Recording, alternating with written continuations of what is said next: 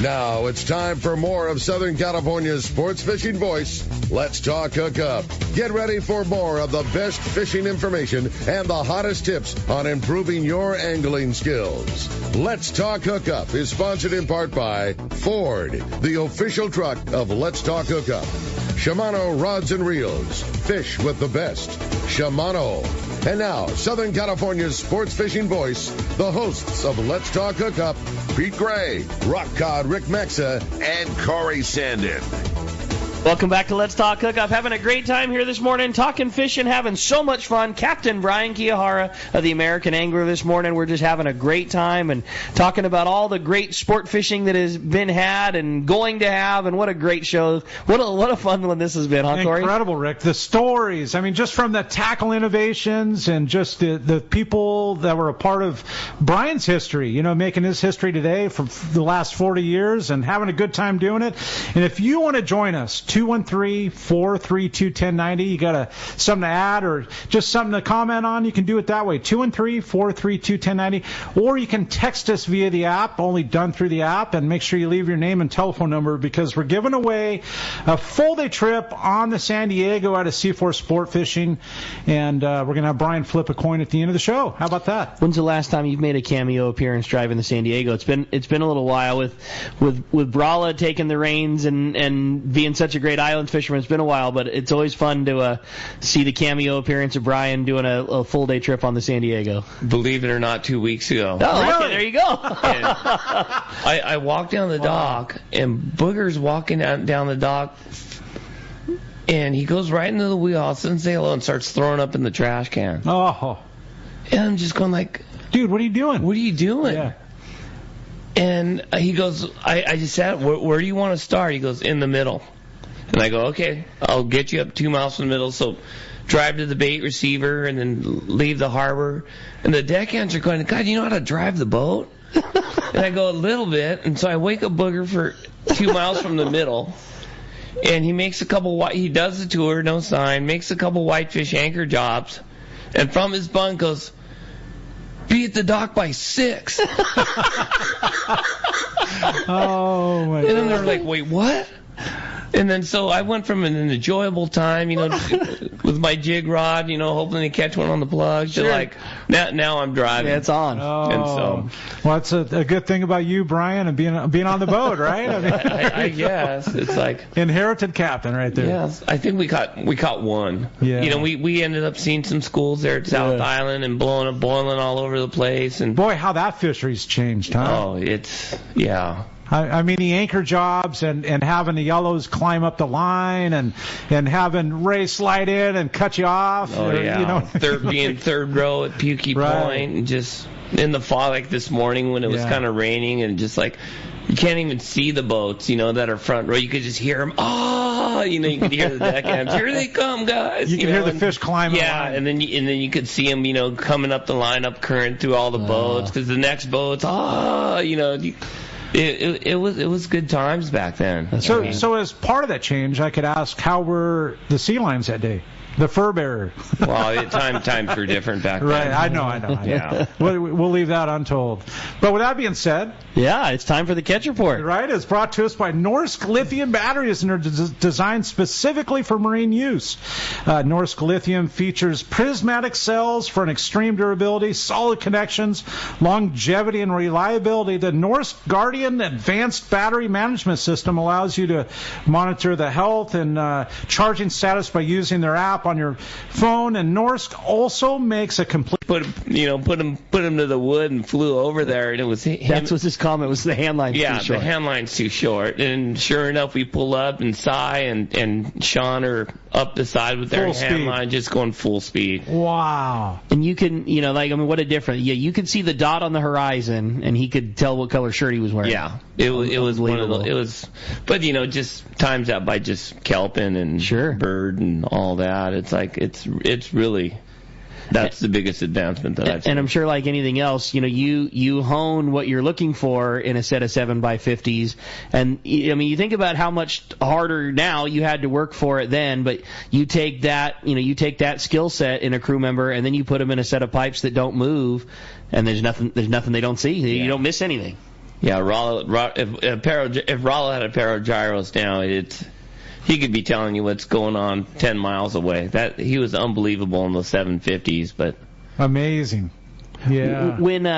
When it wasn't that, when you guys were all in 750s, what were some of the highlights that you can remember picking off a bird or a porpoise from X amount of far away? And that was going to be one of the questions I asked was of all the guys you did work with, who was the best in the glasses? I remember Grabowski once. We filled in with us on the Royal, and he went down on the main deck with his 750s. We were outside Puerto Vallarta, and he was glassing like from the main deck.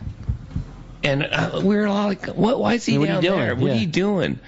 But his perspective of seeing a bird over the horizon from us on the wing and the mast, he saw these bird schools way before we did. Really? He just says, 30 right, just keep going.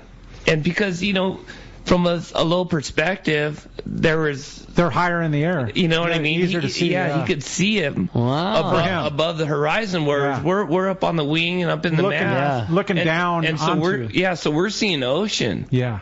Whereas he could just see these little gnats, and we must have ran for 45 minutes, and then there's these just giant booby bird schools with 100-pounders blowing out on them. So that's rad. One of the most amazing spots that I've ever seen was Johnny. Wow. Especially because you don't expect it coming from the lower level. Yeah, you put the guy all the way up top, but you think about totally. it. It makes sense. It makes sense. You're silhouetting the birds. And what the hell is this guy doing down there? What's he thinking? Yeah, what's he thinking? Yeah. And boy, he showed us all. Yeah, right? Exactly. Good old Grabowski, man. That's cool. Well, let's jump back into them. Phones are packed up, Corey. Yeah, let's try Rich. Rich calling from Bradley. Good morning, Rich. Yeah, good morning. Had a little hitch in the giddy up there with transmission for a minute there. We're glad to have you back on there, Rich. Good morning. Boy, that's awesome. A question about fish care and fish cleaning. It seems like everybody's gone to the fish processor. It puts out a really awesome product. But is fish cleaning on board still an option on some of the boats, or Rich? Or if it's not, how much? Rich, I'll say from the boat side of the view, that we don't have enough personnel because when we go out on a 2-day trip fishing bluefin, it's like we're fishing 24 hours a day. And so it's an all-night thing, it's an all-day thing, and we have excellent crew members, but I mean they're not superhuman, and so it's one of those things that it's best done at the processor, really, because there's just not enough time in the day to clean fish on an offshore type trip anymore. And if you're talking a 60-pounder or better, and I mean 160-pounder for crying out loud, like you couldn't literally do it. You couldn't give the fish its respect that it's due to properly do it. Not with the new regulations. No, you need to have the whole thing in a bag, and it just does. Once you put a knife into the loin, you've exposed it to the air. You're done. Like, it's better done refrigerated, kept it cold, and processed in a Sano sports, fisherman's processing style, so that it's just Sano, like it's done right. Yeah, respectfully. With this bluefin, there's just no way you can do it. And do it on a respectful level. Yes. Yeah. That's cool. All right. Hey, we're going to be right back. You're listening to Let's Talk Hookup on the Mightier 1090 ESPN Radio. Everyone has their go-to fishing spot. My spot is Kingfisher Charters in Sitka, Alaska. Rock Cod Rick here to say if you're looking for the ultimate Alaska experience and the best value in Alaska, it's Kingfisher Charters. Owner Seth Bone and his crew consistently deliver deluxe accommodations, the finest food, world-class fish processing, and top-of-the-line fishing experience. We've literally sent hundreds of our listeners to Kingfisher, and they all can't wait to go back. Most Alaska resorts make big promises, and they don't deliver, or they'll nickel and dime you to drive up the cost. But not Kingfisher. Everything is included. Your license, fish processing, super deluxe accommodations, amazing food, airport transfers, your gear. Literally all you need to bring is your layer clothing, and Kingfisher covers the rest. They also have the finest boats and charter captains in Sitka, all for the ultimate value. Take it from me. Book your trip to Kingfisher Charters and you'll thank me. Kingfisher Charters, 800-727-6136, or check kingfishercharters.com. This is Pete, and I hear it all the time. That Jim and Mary at Poway Valley Collision are amazing. I took my car to Poway Valley Collision, mentioned Let's Talk Hookup, and they gave us VIP treatment, fixed our car, and even gave us a special price. Believe me when I say Poway Valley Collision is worth the drive from anywhere in the Southland. At some point, your car will need a body repair, and I'm confident in saying it pays to go to Poway Valley Collision. Our listeners can save hundreds of dollars on your next car or truck repair. They work with most insurance companies, including Auto Club, MetLife, Wawanesa, and more. All you do is call Jim, Mary, or any of their team members, and they do all the rest. No hassles, just top-notch work and VIP treatment. When you take your car or truck to Poway Valley Collision, the job and experience will be top-notch. Get it fixed right at Poway Valley Collision, 14211 Garden Road in Poway. Check PowayValleyCollision.com. Good morning, anglers. This is Bob Cook, captain of the Fat Tuna from the hit Nat Geo television show Wicked Tuna. The tuna are biting in San Diego, and right now, I would like to invite you to come fishing with me on the Liberty for the annual 2-day Tuna Wars trip on June 25th and 26th. This trip is a wonderful opportunity to support Friends of Rollo, as all the proceeds raised benefit the Rollo program to take more kids fishing. If you would like to join me on this adventure, please contact Howard at RolloKids.org for more information, or visit RolloKids.org. If you can't make the trip, plan on attending the captain's reception on Sunday, June 23 at Dana Landing, where you can meet me as well as Captain Dave Marciano and Nancy Marciano of the Hard Merchandise. The three of us are looking forward to meeting you and sharing this great evening.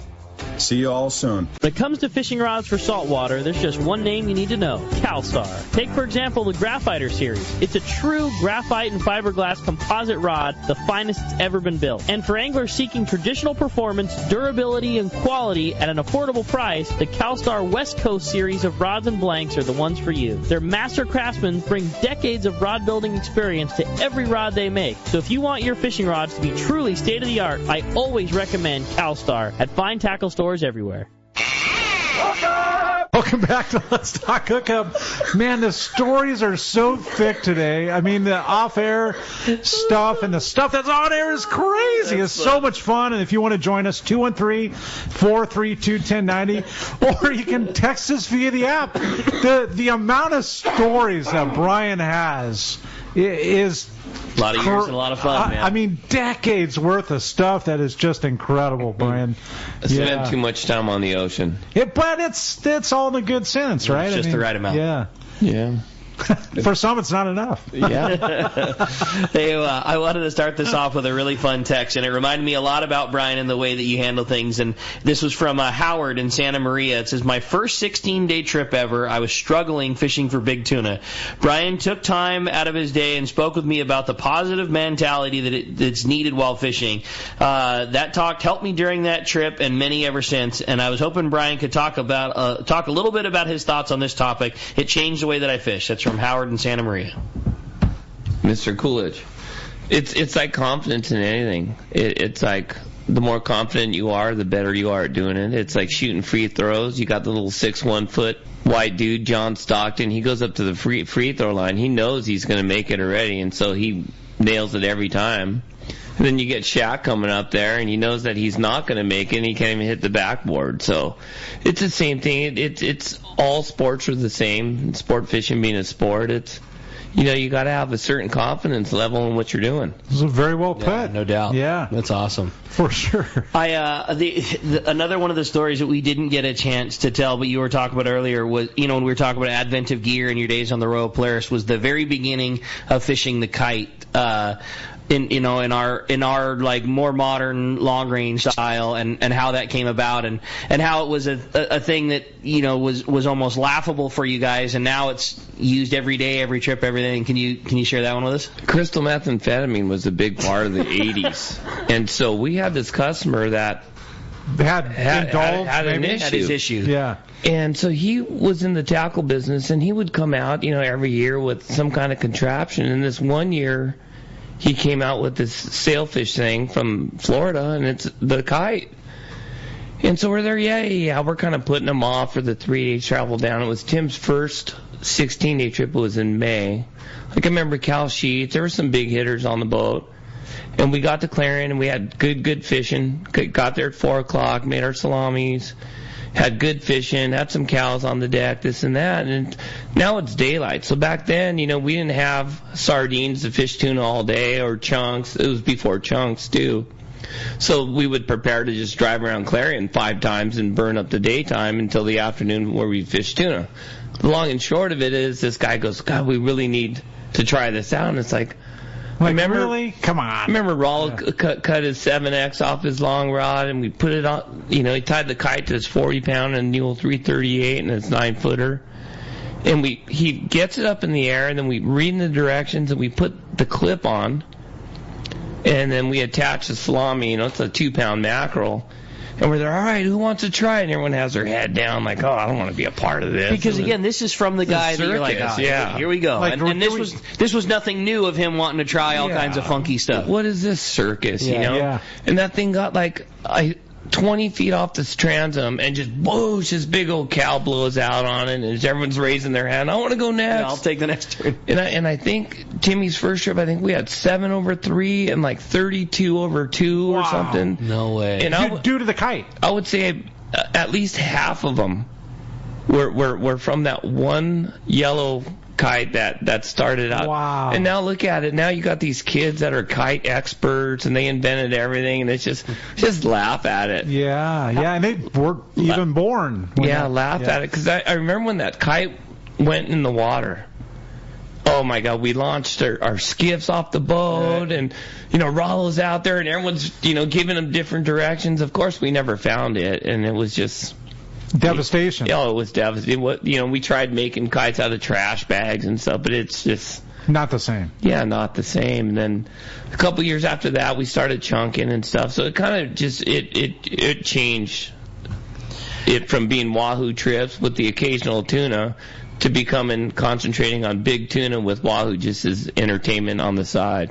Crazy. How long was it before that kite got out to was that something you guys kept close to the vest and used an advantage, or was that something you shared with your colleagues, or how long did that stay a thing? So by that time it was the early 90s, like 91 or 92. And so when I first started working for Frank, code groups were fishermen's landing long-range boats only. Mm-hmm. And so the Spirit and the Angler, they were brand X. But by the time the early 90s came around, it became the world code group. So all that long-range boats, we all started talking and changing information. And so it got to the point, when you'd anchor at Clarion or whatever review you were fishing, before you actually throw a bait in the circle, guys are putting up the kite. It just changed the face of what we did.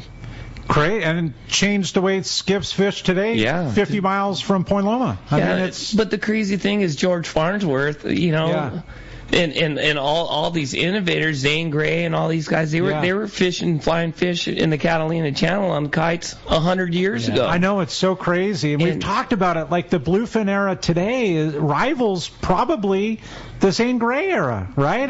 But it's those that don't adapt and try something new. Yeah.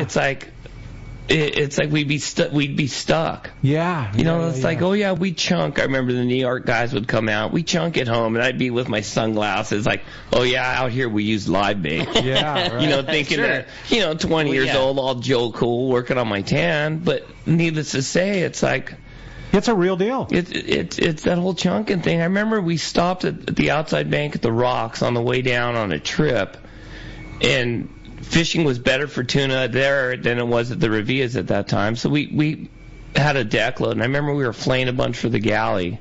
They were 40, 50-pounders, and we were throwing the guts and the skin over the side, and there was this 150-pounder swimming around the boat. Everyone's throwing anchovies and jigs and can't hook it. This one guy, I remember, Gary Dix, was Norm Taniguchi's friend, pinned on a piece of skin on 60-pound, and free spooled it out there, and that thing came up and ate it, and we got it, this 150-pounder. And so Was that like the beginning? That was the beginning. So we went straight to Roca Partida, and Frank says, you know what? Let's try a chunk line. Catch your own, fish your own at like 4 a.m. So you catch your own salami, you pin it on this and that. You don't get a bite, you throw it in the fish box. Yeah. So we started cutting them up, making these little California rolls and throwing them over the side. And for the first year, it wasn't cool to fish a chunk, if you're a passenger. Okay. So these big cows would come up the chunk line all the way to their spinning circles at the gate, because no one would fish them. Yeah. And so we'd get our mask and snorkels, and we'd all jump over the side and watch these big tuna in the chunk lines. Then people would like, oh, I'm going to try this, and then we would start hooking them. Incredible. And within a year, along with that kite going up, guys are soaking chunks immediately. And then we stopped seeing them in the chunk line because we're hooking them, a boat length behind the boat. But you'd get a 200-pounder at your feet, eating chunks as you spinning threw in the circles. Water. Yeah, nighttime. Waiting for the next one. Nighttime, daytime. Yeah, it's just, it's those big ones. They get so big by not exerting energy. That's why they were up that chunk line. We didn't catch a whole lot of 50-pounders. We got more 200-pounders than we did small school-size ones. Incredible.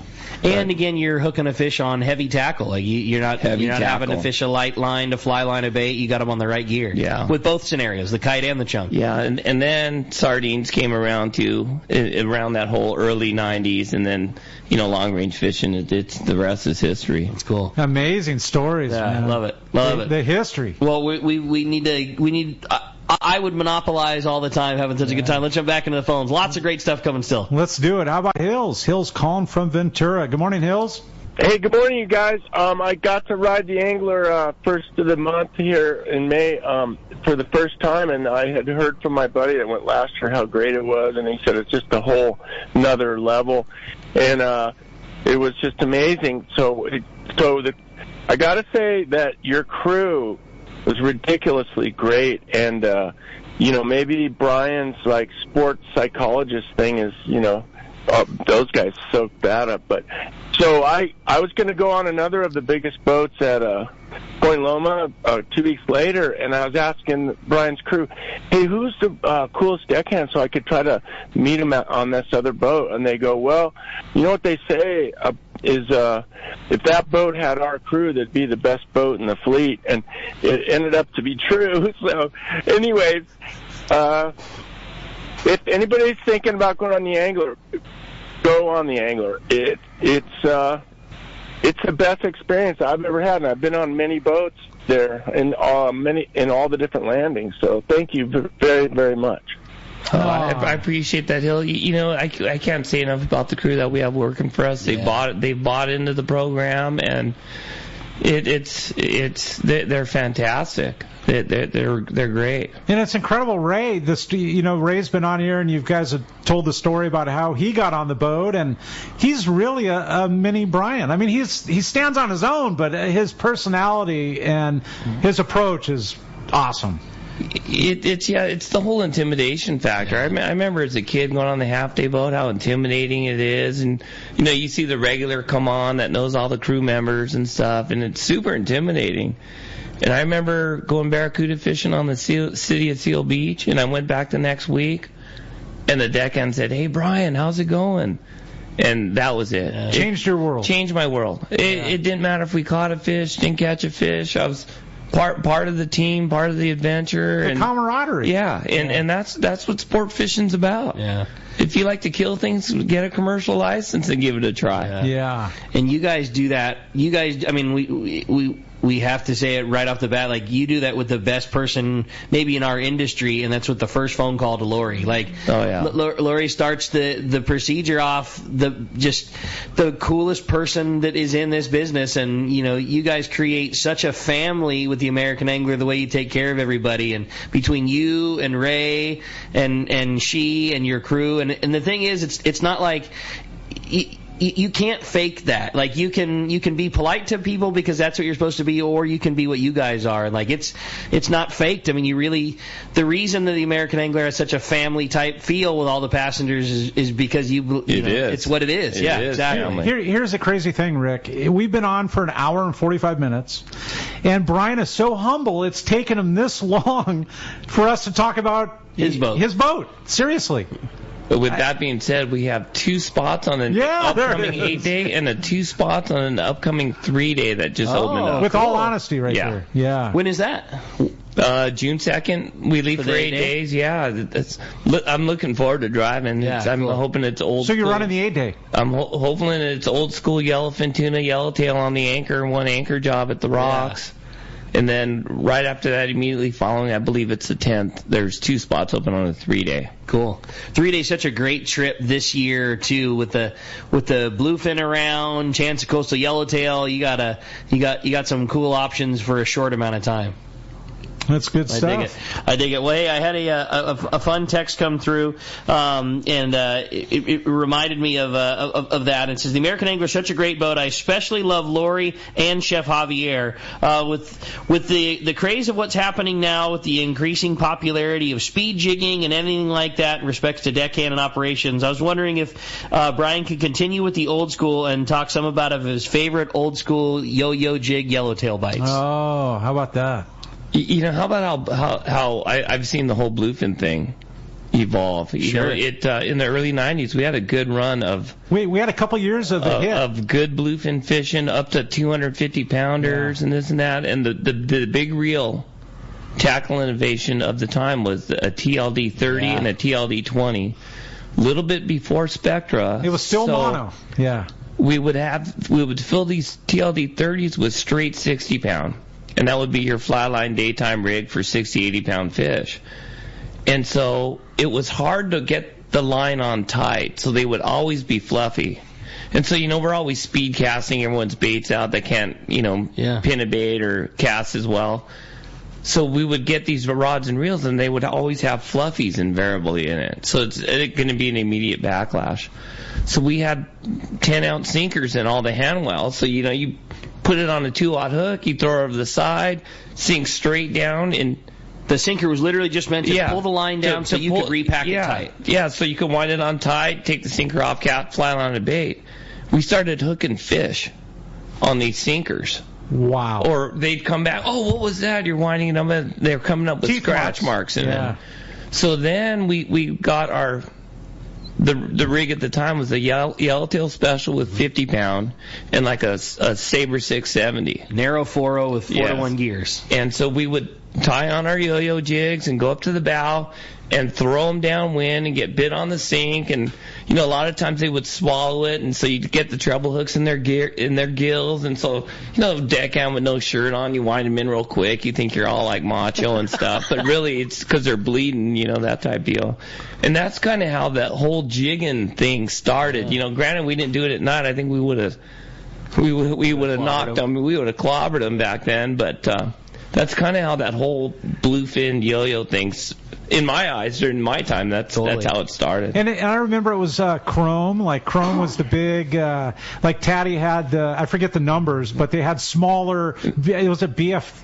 And remember, we were BF2 or kids, something? they were Taddy Ys. Y2, that's it, the Taddy Y2, which was a single piece of stainless or brass, but cut at a 45-degree angle on each end to give it some, you know, movement or look. Single hook Taddy Ys. Oh, dude. I remember selling a rack in the old store. We'd have the Taddy 9 blue and chrome that was made of all brass. You know, it's a little more dense and it sank better. And then the Taddy 4.0 heavy blue and chrome. And we had a big sign that said Bluefin Special. And I remember, like, as a kid, like, that was my job. Like, as soon as I got to the store was to make sure there was plenty of those and plenty of Zucker feathers that were tied up on the bar ahead of time. And, like, there would be summer times when, you know, I would clock into work at 3 o'clock in the afternoon, and then we didn't close till 11, and, like, you would tie zucchini and Mexican flag albacore feathers for 8 hours and not keep up with the amount of people grabbing and fish traps and lead heads to go on the slide. Like, you couldn't keep up with just putting the stuff up on the counter. You know? Crazy. Yeah, they were fun. I remember some of those small chrome jigs, the hooks were actually larger than the jig. That's so crazy. That's really cool. Well, let's grab another phone call, Corey. Oh, the memories. How about Dave? Dave is calling from the Searcher. How about that? Hey, good morning, Dave. Good morning, guys. How's everybody? We're doing great. Can you hear me now? Yeah, loud and clear. Oh, very good. Thank you for taking my call, and I'm going to make this a quick report. We got a few late yesterday afternoon. One on the kite, probably about 150, 160. All right. And then as the sun went down, we got a few more. Probably smallest one was 80. Same thing up to 150 pounds. So I think we got about 10 on board right now into a 3-day trip. That's awesome, Dave, and sounds like some quality to go along with it. Well, a great start, and we wish you guys some continued success. And man, if you finish up strong, we want to hear a report afterwards.